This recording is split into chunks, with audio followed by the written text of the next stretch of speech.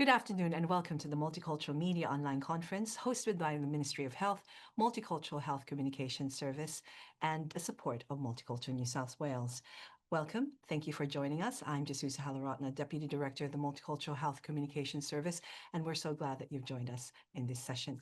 Today, we're really excited because we got two very special guests. We have returning again with us is Dr. Shanti Raman, Senior Clinical Advisor and the Child of Family in Health here in New South Wales Health, but she is also the Director of Community Pediatrics and of Southwestern Local Health District, Southwestern Sydney Local Health District. So Dr. Shanti Raman, thank you so much for joining us. Hello. It's a pleasure to have you here again. Thank you. And also joining us, we're glad to have Felicity Donaldson. And it's her first time here, and we hope it's not the last, lactation specialist in the Grace Center for Newborn Intensive Care from the Children's Hospital at Westmead. Felicity, thank you for joining us. Thanks for having me. Before we start, we'd like to begin by acknowledging the traditional owners of the land from which we are all meeting from today. We pay respects to elders past, present, and emerging, and pay respect to our Aboriginal communities and colleagues who may be joining us in this session. We extend that respect to multicultural and refugee communities who are represented in this session today.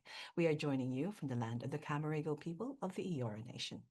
Now, this week, 1st to the 7th of August, is World Breastfeeding Week, and the topic of today's forum is support systems for moms that are breastfeeding or thinking about breastfeeding. Now, the theme is quite important.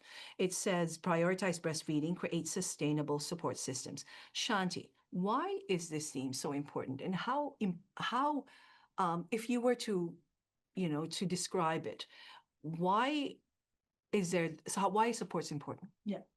So the theme was chosen because we need to make sure all mothers, no matter where they live, where they work, are supported and who they are supported to breastfeed for as long as they can. And that means the support system around the mother, which is the family, the home, but it also is a community and society around her, but also the workplace. The reason that theme was chosen is because we all know the science. The science tells us completely, there's no controversy about it, that breastfeeding is best. Best for the baby, best for the child, best for the mother. Also provides life course and intergenerational well-being well into your middle years and later years. So why is it that this knowledge doesn't get translated into action? It's because the research also tells us that women breastfeed if they have the support to do so. And it is very hard in today's busy and, stressful world to actually do something that's really natural and normal and healthy and free. And we So all know we the need to saying, support it. yeah, and we all know the saying that it takes a village to raise a child. Absolutely. And that Yes. means you're right about intergenerational. I mean, Yes. Felicity, in terms of how important this World Breastfeeding Week, it is about knowing that there are people that you can count on and people that it's not just on the mother.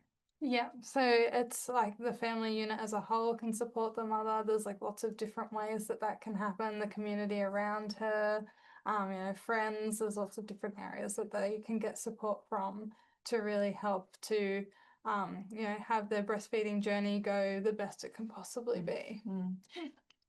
It's so good to have a breastfeeding week. Shanti, why is there a breastfeeding week, an awareness for everyone to just... Well, it's because, Breastfeeding Week is the 1st to 7th of August every year. And I think they decided on a week because rather than having a day, I think having a week allows us to continue the messaging. But really every week is Breastfeeding Week. And I think the reason we have this week is to ensure that the message gets out every year that breastfeeding is best for the baby and best for the mother, and it's best for children through their life course. I think this message really needs to be reinforced. We live in such a crowded world today. There's so many messages coming in. I think these messages probably get drowned out by other messages. So I think having a week for us to provide those messages in a consistent way from every direction possible, I think that's worthwhile. Yeah, and I think what you're saying is, where there are important messages for babies and when 0 to 1, 0 to 2, 0 to 5, but you're saying breastfeeding is good for the lifetime. So even when you get older, I think that's what you're saying, that Yes. this is key to a healthy life. Absolutely. So breastfeeding is the most effective intervention we have in public health, period. For the early years, it's also as for the life course, because we know that breastfeeding supports sick and preterm babies, and you'll be talking about that, but it also provides a whole lot of protection. It protects from various infectious diseases. It provides protection from allergic and other kinds of diseases. Actually also protects from things like obesity and the rise of non-communicable diseases or chronic diseases in later life. There's certainly fairly convincing evidence that it protects from other chronic diseases like cancer. So I think there are so many wonderful things about breastfeeding that it actually stretches well beyond that baby period. It stretches through to the life course, and it actually protects you for life. I like that, protection for life, breastfeeding. Now, what support is available if mom is up in the middle of the night? And I think that's when let's go to the nitty-gritty of the support systems that are needed for a young mother or a mother who's feeding. So there's lots of, obviously having your family as a support is great. Up in the middle of the night, there is the Australian Breastfeeding Association. They have a 24-hour hotline that's available with qualified counsellors that can talk you through what's going on, and they can support you with that. There's also an app called Mum to Mum that you can have on your phone. And as always, there's resources by New South Wales Health and by the Australian Breastfeeding Association that you can access at any time. And those are really reliable spots to get really good information from. I would like to ask how important your role is. And I think that's as a lactation specialist and in the Gray Center, that is such an important role for young mothers. Yeah, so our NICU is for preterm and surgical babies, so babies that might not get to breastfeed straight away. So we do a lot of support of the mums to express and to eventually get their babies to be able to be breastfed once they're more medically stable. So we do support for them for expressing and then all the way through for their baby learning to feed for the first time. So it's really amazing, and to see like lots of milestones that mums get to have and they get to learn, and it's something they work towards, and it's something they can do for their baby when there's lots of other medical intervention happening. So a lot of the mums are so empowered to provide that milk for their baby. And then I get to see their whole journey from their baby being born all the way to them learning to feed and going home breastfeeding. And that's all the hard work that mums put in with all the support of their family and the nursing staff. If you have any questions, Shanti and Felicity can answer your questions. So please add them to the chat and we'll get them answered for you.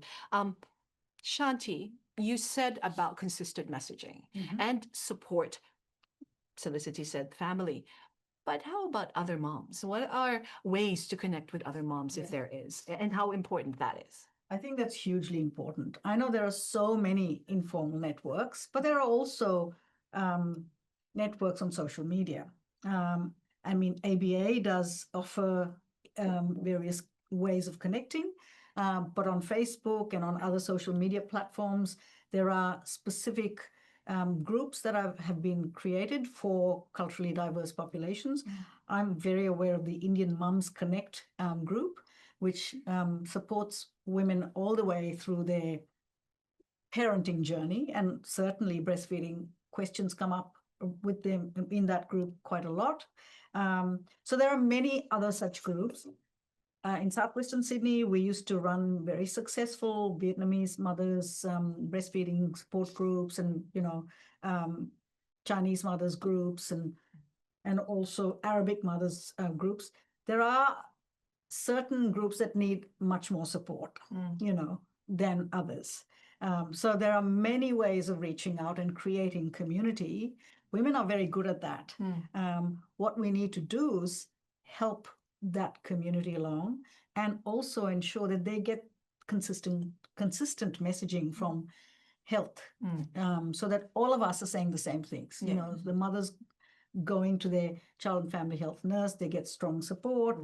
They go to their GP or primary care provider, they're also getting the same kind of pro-breastfeeding message. So we all should be singing from the same songbook. Yes, and you mentioned about the importance of connection within culturally and linguistically diverse mothers.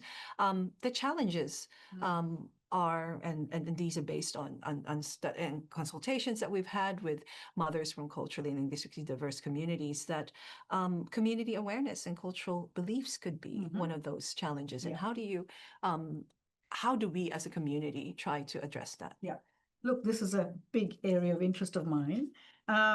We know that every traditional society in the world supports breastfeeding. In fact, in the Quran, it actually tells you that women should breastfeed for 2 years, and that it's a child's right to be breastfed and a family's responsibility to provide breastfeeding. And so that kind of support coming from a religious and a cultural perspective is the highest form of support you can give for breastfeeding. But still, there are cultural beliefs about colostrum not being very good, and about not being able to breastfeed when you're sick or the baby's sick, or certain restrictions in mother's nutrition that can actually affect breastfeeding. So I think what we need to be aware of is that generally cultural support is strong, but when there are disruptions to that cultural support, such as with migration or with work, employment, study, whatever it is, we need to kind of recruit those cultural supports in ways that we can, and make those cultural supports much more available to mothers. We do know from the research, sadly, that many culturally diverse groups actually are not breastfeeding a lot these days, and that's because of change, lots of things that have happened. Migration has affected it, the rise of commerce, the fact that baby formula companies have been pushing their wares, and sometimes it targets certain groups, and certain groups such as young people and some culturally diverse populations get completely taken in by this image of a fat, thriving baby in those companies. So I think we need to be aware that culturally diverse populations have some special needs. Some groups are extremely successful at breastfeeding, and so we need to learn from them. Arabic mums, for instance, very natural, supported. But we also need to understand that some other culturally diverse groups are struggling, and they are struggling because of the pressures of today. We need to find culturally responsive ways that we can message and support them. And that's why there are resources being developed in different languages, and also available bilingual community educators and nurses. Now, Felicity, Shanti, thank you so much for that. Given all that information, what are some of the things that pregnant women or new moms need to know about breastfeeding? Because in the research, in studies and consultations, they do want to. It is that need. There is that culture of wanting to, and the family support it. But like you said, life takes over. I think one of the best things to start with is knowing that breastfeeding can give your baby the best start in life. It's what we recommend, and that it is a learned skill. It's something that baby and mum have to learn together. So it can be something that takes some time. You know, like when you're learning anything, it can be stressful at first. So usually we say give it at least 6 weeks to really settle into your breastfeeding and your breastfeeding journey. And, you know, baby's growing a lot at that time. Things are changing in their, like, for them as well. So it can take a little bit of time to get really comfortable in breastfeeding. And that mums, of course, are not alone in this. There's lots of services that they can reach out to. There's, like, you know, child and family health nurses. There's also the online sources that we've talked about, like the Australian Breastfeeding Association. So just knowing that that support is there and available to you if you need it is something that makes a big difference. Thank you. And some of the information and numbers and resources are available on the chat, and you can see that online. What if people are undecided about breastfeeding? Can you tell us the benefits of breastfeeding for mothers and babies? And we've heard a bit of that from Shanti, but what is it that, for example, we've heard that people do go for breastfeeding, mothers, but then they stop because they fail that because when they're sick, they can't do that. So but it is safe. It's safe, definitely. Like we even recommend breastfeeding or more frequent breastfeeding when baby is sick, because the breast milk has antibodies in it that help baby to fight certain illnesses and bacteria. So that's giving them like a better head start with the illness and can help them get through that. It also gives all the hydration that they need. For the first 6 months of life, breast milk is nutritionally complete and all that baby needs to grow and to develop well. And so it's also really good for bonding for mum and baby as well, that they spend that time together, can help reduce rates of postpartum anxiety and depression. It also helps mum, reduces the risk of breast cancer to her in the future from breastfeeding. It also helps the uterus or the womb to contract back to the pre-pregnancy state. So it helps in blood loss and things like that. And yeah, it also is just, you know, helping baby with all that good bacteria that's in breast milk, and that's something that we can't replace with anything else. Any amount of breast milk you can give your baby is a beneficial amount of breast milk. And even if mum's sick, the antibodies that she is making for her current illness are going to help support baby's immune system as well. Shanti, did you want to add to that? Yeah, no, I think she said it beautifully.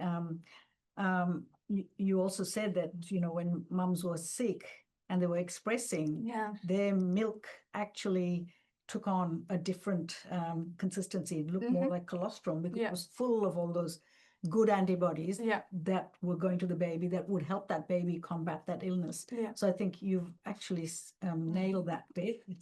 There's nothing more I can add. Thank you. There is a question from Bushra here online is, thanks for the great information, everyone. Can you tell the audience the minimum period of breastfeeding, as 2 years is very difficult? Yeah, 2 years is the recommendation by the World Health Organization. 2 years can obviously be quite a difficult time frame for breastfeeding. The first 6 months is the time where we do exclusive breastfeeding, and then we want to introduce solids and family foods to baby. So even going up into that 2-year-old mark, sometimes it's just a breastfeed in the evening before bed. It doesn't have to be their sole source of nutrition anymore. In fact, it should not be. It should be an additional thing beyond that. So family foods, and then the breastfeeding is on top of that. So it doesn't have to be as taking as much time as it does when they're newborns and when they're needing you as a sole source of food. Yeah, exactly. And so I agree. I think the breastfeeding beyond the first year of life, it's for many other things. It's not for nutrition at all. We say that it helps with actually family planning, keeping distance with the next pregnancy. And in many societies across the world, they use breastfeeding as a way of contraception, really. Not that we're saying you should use it. Yeah. But it has been a very, very effective birth spacing intervention, if you call it that. So yes, it should not take a lot of time. Breastfeeding for the first 6 months is providing the baby all the nutrition. But after that, breastfeeding diminishes in importance in terms of nutrition. But I think there are many other benefits of breastfeeding, you know, in making the child a bit more attuned, attached, and you know, all the other things we told you about breastfeeding, but it's not providing the important nutrition after the first 6 months of life. It's sort of giving supplemental stuff. We're moving the baby on to, you know, getting their nutrition from other sources, including food, real food. Yes, yes. So it is a combination. Yes, It's not a combination. So yes, just a very occasional breastfeed, nighttime, in the morning, and, you know, so getting it into your life style as best as possible is worth aiming towards after that first year of life. And it still has those immune benefits that we talked about. So when they get into daycare and sometimes they can get sick quite easily, breastfeeding is still giving that immune boosting. So that's why it's a good kind of addition if you can. Now, Shanti, you've been director of community pediatrics at Southwestern Sydney Local Health District. That's a big role. In your experience, how important is it, or how overwhelming is it for mothers and young families to learn about this and to be involved? It is overwhelming, and also, you know, if they don't get the support early to sustain breastfeeding, it drops off. So I know that the mothers I see in our clinics are not breastfeeding, and they're not breastfeeding because they've had difficulties. They didn't have the support they needed. They don't know a village that is breastfeeding, you know. So what we can tell you is there's so many sources of support, good support that we can rely on. New South Wales Health has Breastfeeding Your Baby webpage, which actually has resources and links, and they're available in multiple languages as well: English, Arabic, Nepali, Chinese, Vietnamese, and other language resources. We know that your local child and family health nurse support is available. It's free, and they are very good at feeding and sleep and support. Those two things that are overwhelming in those first few months. There are, of course, other services as well, statewide services, Tresillian and Helaratne, if you've got problems. And most importantly, ABA, you've mentioned them, the Australian Breastfeeding Association, do have a helpline that will give you support when you're, you know, in the middle of the night, when you really need help. And I remember when I was breastfeeding my first baby, there was a time at 6 weeks or whatever that you know that things are just not going well and you need someone to talk to. It can be at any time, the day or night. And I did have a fantastic friend who provided support.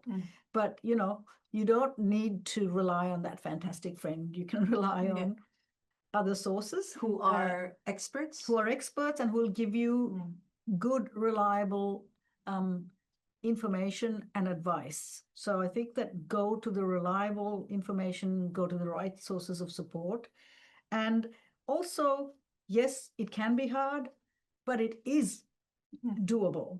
I just saw this lovely little clip, I have to tell you, of this new baby giraffe that was born in captivity in a zoo in Australia for the first time in decades.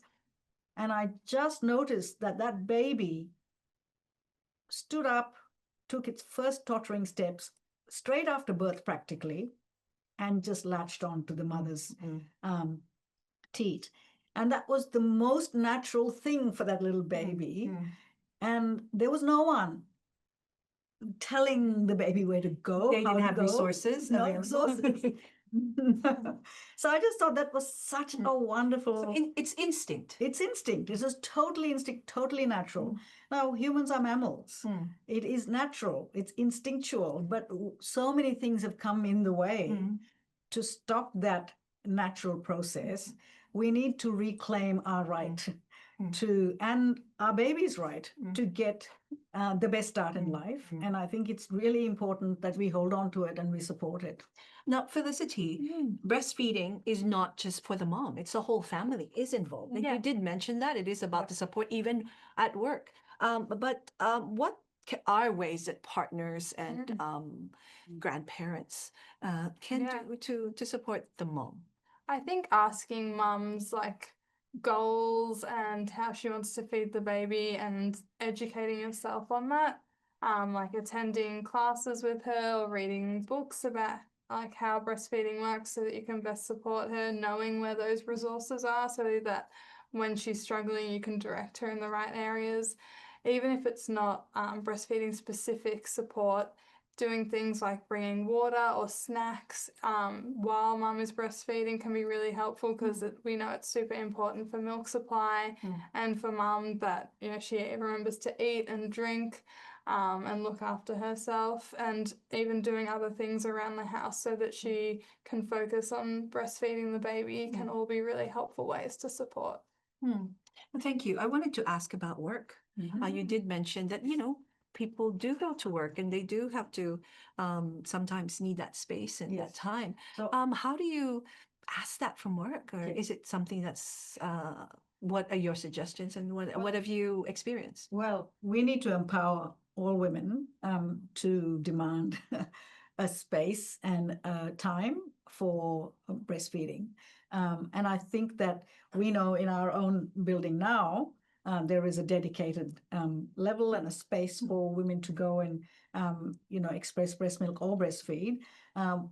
In my day, that was 30 years ago, mind you, it wasn't available. You had to sneak into the bathroom or whatever to express breast milk. And so I think it is, and the modern workplace does need to acknowledge that and has to provide, it is our right. And we need to empower women to demand that facility and that right. And we also need to have breastfeeding friendly workplaces. We can have those lovely little signs that say breastfeeding welcome here. We just need to make it much more acceptable and normalized. Till we do that, it will still be some sort of secret women's business happening, in secret places. I don't think it needs to be secret women's business. It needs to be normalized. It needs to be the village's responsibility, the workplace's responsibility to support. And I think that's what you said earlier, where training is provided for the family, for intergenerational families. And I think starting with conversations, like you said, it's not a secret. It's everywhere. There's a week dedicated to it. Yeah. So Felicity, it is a wonderful experience for young moms, and some mothers we've seen in some consultations, they say that they stop, but it's okay to get back to it. It's not, you don't have to stop. You can, if it's, there are ways to help support people to get back into there's lots of ways to get back to breastfeeding if you've had a break for whatever reason. Like pumping regularly or allowing baby to go to the breast regularly will help to bring that supply back. And you can also touch base with your healthcare provider because there's other things that they can do to help bring supply back if you're worried that that's something that isn't there from the length of the break.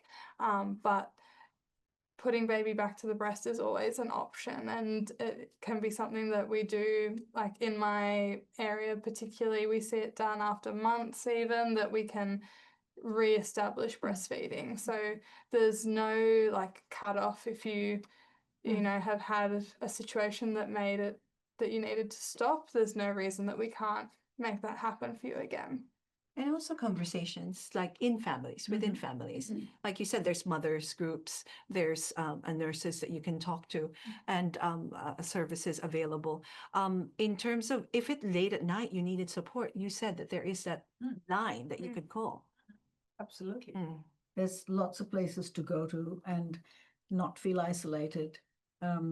I think in such an interconnected world that we are in today, there is no excuse not to get the right sources of information and support. So I think we just need to keep our messaging consistent.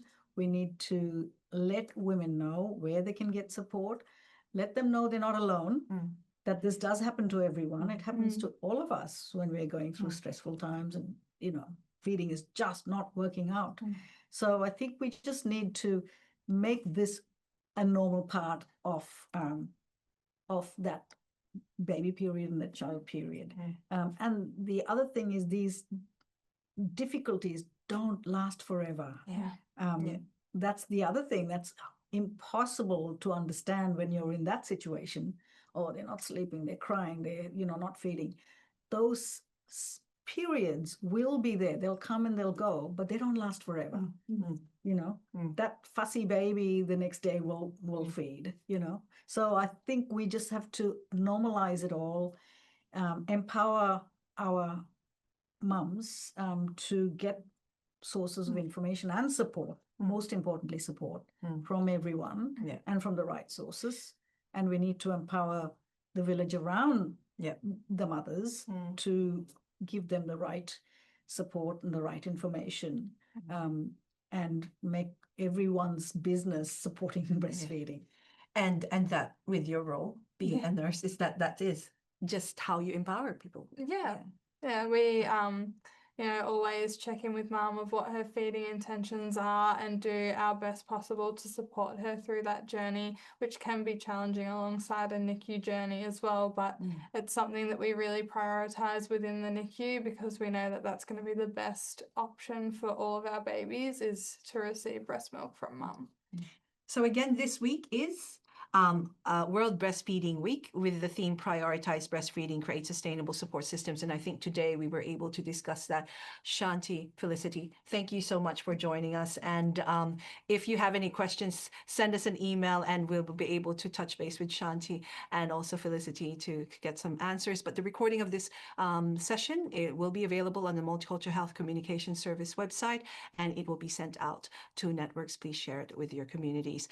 It takes a village to raise a child, and this is exactly what Breastfeeding Week is telling everyone. Have a good day, and we'll see you again next time. Thank you. Thank you.